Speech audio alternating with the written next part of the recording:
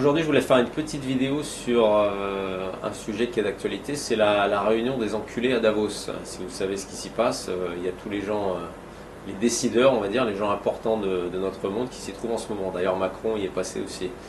Donc je vous rappelle avant de commencer que si vous voulez aider un média indépendant, le livre Bouillon d'inculture, ça nous aidera grandement. Donc tous les ans, comme vous le savez, il y a cette réunion à Davos, qui est une petite ville, un petit village qui se trouve dans les Alpes suisses. Et se retrouvent donc tous les ans ces gens, qu'ils soient hommes politiques, qu'ils soient chefs d'entreprise, mais pas les petites PME, hein. On parle des grandes multinationales et des banquiers. Enfin, tous ces gens-là se retrouvent, hein, vraiment le gratin de ce qu'on appelle l'élite mondiale. Et l'avantage, c'est que maintenant ça commence à se savoir. Donc tous les ans, il y a quand même des journalistes qui sont honnêtes et indépendants, qui essayent de poser des questions à ces gens-là quand ils se promènent dans la rue. Ils leur posent des questions par rapport au Covid, à l'inflation, la pandémie, tout ça. Et généralement, ils n'ont jamais de réponse, hein, parce que ces gens-là ne veulent surtout pas dire ce qui se joue là-bas en coulisses. Donc il y a surtout une chose très importante qui a été dite donc cette semaine à Davos, c'est qu'ils ont commencé à parler de ce qu'on appelle la maladie X. Donc pour ceux qui ne se souviennent pas ou qui ne savaient pas, avant le Covid, quelques mois avant, il y avait eu ce qu'on appelait le Event 201, l'événement 201, qui était une réunion, pareil, où ils faisaient une simulation de ce que serait une pandémie mondiale. Et comme par hasard, 3 mois après, on avait le Covid. Donc là, ils sont en train de parler d'une maladie X qui apparemment serait beaucoup plus mortelle. Et donc justement, pour s'en prévenir, il faudrait passer un certain nombre de lois. Enfin, il faudrait qu'il y ait une coordination des pays au niveau international. Donc c'est toujours dans le but, voilà, officiellement d'aider l'humanité à combattre un ennemi commun, hein. Donc cette fois, c'est pas au nom de la démocratie, mais c'est au nom du virus global. Donc c'est toujours dans l'idée du mondialisme, tout est global, hein, tout est mondialisé. Et ce contrôle, justement, se ferait de plusieurs façons, hein. Donc on parle bien sûr de systèmes biométriques, hein. Il y a la mise en place en ce moment au niveau européen des cartes d'identité numériques qui prendraient en compte votre statut vaccinal. Donc imaginez par exemple, comme quand il y avait eu le pass vaccinal, vous ne pouviez pas aller au cinéma, au restaurant ou je ne sais où sans montrer patte blanche, et ben maintenant ce serait directement sur une carte d'identité que vous avez dans votre portefeuille, et partout où vous allez, donc on saurait si vous avez été vacciné ou pas, si vos paiements, je ne sais pas, d'électricité ou peu importe, sont à jour. Enfin bon, on peut imaginer jusqu'où ça peut aller, hein. On voit déjà comment ça se passe en Chine avec le crédit social à point. Donc ça, c'est le futur qu'ils veulent. Alors pour revenir là-dessus, j'aimerais dire que Bill Gates avait déjà parlé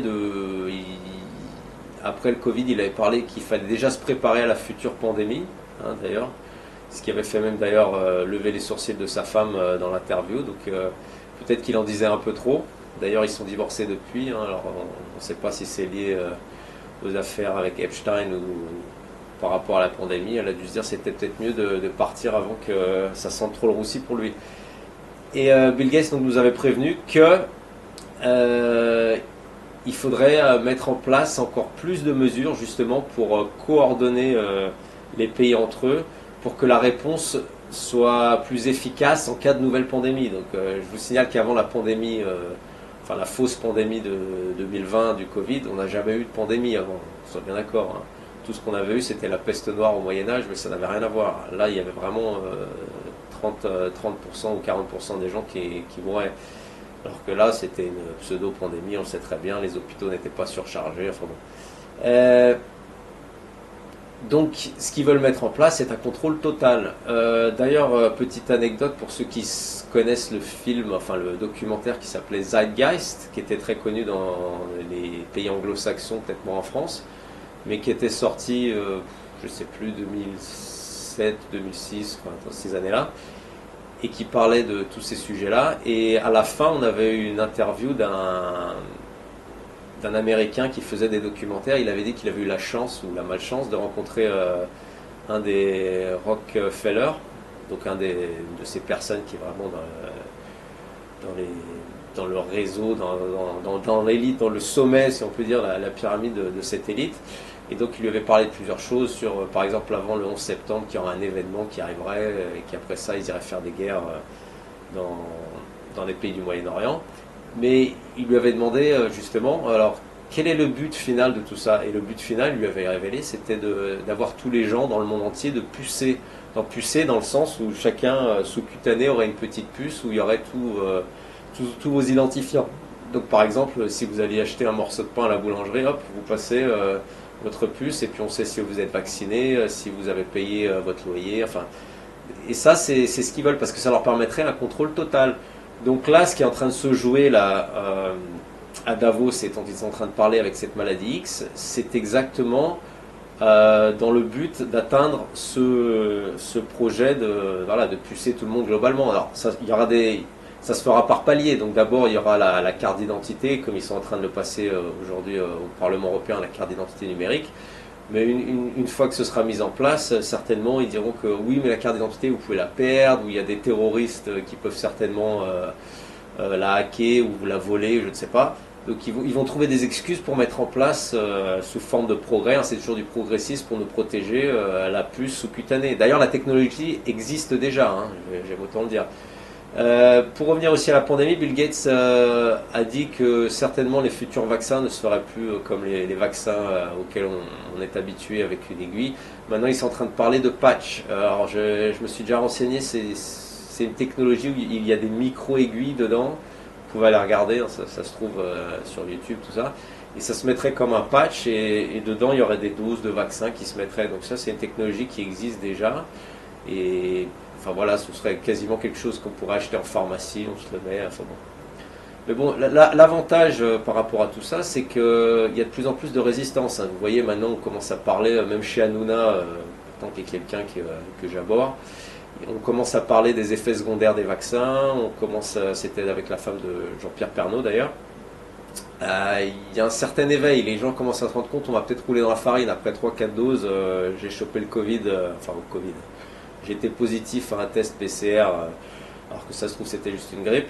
Enfin, les gens qui ont fait les vaccins, en moyenne, sont plus malades. On sait qu'il y a de plus en plus de gens qui ont eu des problèmes au niveau du cœur. Donc, il y a aussi l'Israélien Harari, l'écrivain, qui est très proche des milieux mondialistes et qui se trouve aussi à Davos, qui d'ailleurs, ça c'est pour la bonne nouvelle, qui a dit que si Trump était élu, il y aurait certainement, ce serait peut-être certainement la fin, temporairement du moins, du projet mondialiste. Donc ça c'est la bonne nouvelle. Et quand on voit que Trump est en train de faire un raz-de-marée au niveau des primaires aux États-Unis, on peut plutôt voir ça d'un bon oeil. Pour la France, bon bah nous on a toujours Macron, Le Maire et toute la clique, donc c'est pas demain que ça va changer au niveau électoral. Donc ce qu'on peut attendre, c'est peut-être qu'il y a un réveil populaire comme il y avait avec les Gilets jaunes et que quand on voit ce qui se passe en Allemagne avec tous les agriculteurs là, qui ne sont pas seuls, hein, d'ailleurs il n'y a pas que les agriculteurs, aussi il y a les infirmières, il y a des gens qui travaillent dans le bâtiment qui les ont rejoints. Donc apparemment ça commence à se faire aussi en France, hein. Ils avaient commencé par à mettre les panneaux des villages, à les renverser, mais ils sont devenus un peu plus violents. Donc on va voir si ça s'organise, hein. C'est d'ailleurs pour ça que les médias en France n'en parlent absolument pas de ce qui se passe en Allemagne, parce qu'ils ont peur que ça arrive chez nous aussi. Ce qui serait une très bonne chose d'ailleurs. Donc si vous pouvez, si vous avez des images que vous voyez sur Twitter X, vous voyez tout ce qui se passe en Allemagne, essayez de le relayer, comme ça les gens sont quand même au courant que il y a des choses qui se passent en Allemagne. Alors est-ce que ça aboutira à quelque chose ou est-ce qu'on tuera le mouvement dans l'œuf comme ça a été un peu le cas avec les Gilets jaunes?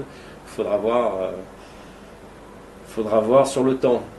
Donc voilà, donc pour conclure, hein, la maladie X va arriver, hein. Apparemment ils ont jusqu'à mai 2024 pour signer un accord sur ce nouveau traité de coordination entre les pays. Donc s'il y a une nouvelle pandémie qui arrive, ce sera certainement 2024, voire 2025. Donc qu'on se prépare, hein, ils reviendront avec la même tartufferie intégrale, hein. Il faudra mettre des masques, les gestes barrières, vaccination obligatoire et certainement de nouvelles choses. Ils ont certainement de nouvelles choses en boîte pour nous. Voilà. Donc c'est tout pour les bonnes nouvelles, hein. Mais bon, je pense que il faut bien se rappeler, hein, pour ceux qui se disent que c'est toujours du négatif. Non, le point positif, c'est qu'un empire n'est jamais aussi beau, aussi grand qu'à la veille de sa chute. Donc on voit quand même qu'en ce moment, ces gens-là, ils sont un peu préoccupés, hein. Ils sont dans leur tour d'ivoire là à Davos, où ils sont juste entre eux, entre milliardaires et décisionnaires. Mais ils sentent que ça commence à bouillir dans les chaumières, hein. Le peuple commence à en avoir sérieusement ras-le-bol. Donc voilà. Donc je vous rappelle le livre Bouillon d'inculture, hein, si vous voulez aider un média indépendant. Et je vous dis à la prochaine. Merci.